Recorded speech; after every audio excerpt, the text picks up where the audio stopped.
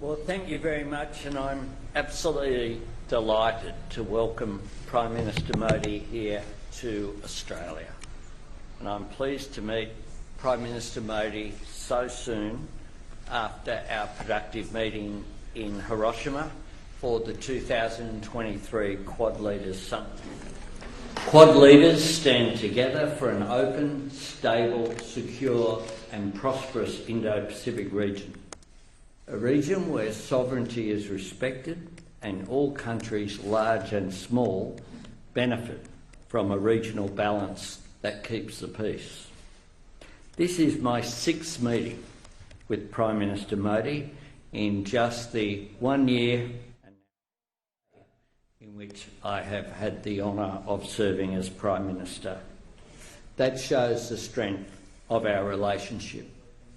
My visit to India in March for the Australia-India Annual Leaders Summit focused on the key pillars of our relationship: trade, investment and business cooperation, defence and security cooperation, climate and energy cooperation, and of course, people-to-people links. In our bilateral meeting today, Prime Minister Modi and I further built on those pillars. We reiterated our shared ambition for an early conclusion of the Australia-India Comprehensive Economic Cooperation Agreement later this year. Prime Minister Modi and I are pleased to have just witnessed the exchange of the Australia-India Migration and Mobility Partnership Agreement.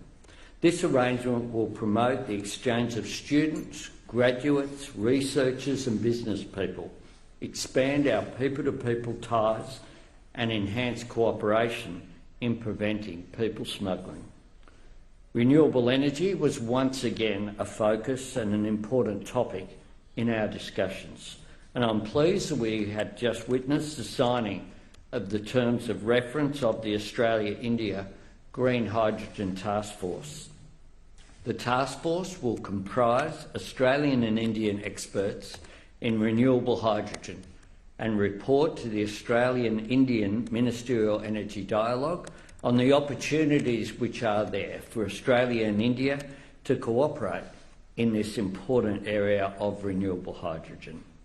Investments like the task force will help power our industries in the future and ensure that Australia and India meet our energy targets in the interests of both our respective countries, but also in support of reduction of global emissions. Yesterday, Prime Minister Modi and I celebrated Australia's valued Indian diaspora communities at a rather extraordinary event, it must be said, at Kudos Bank Arena.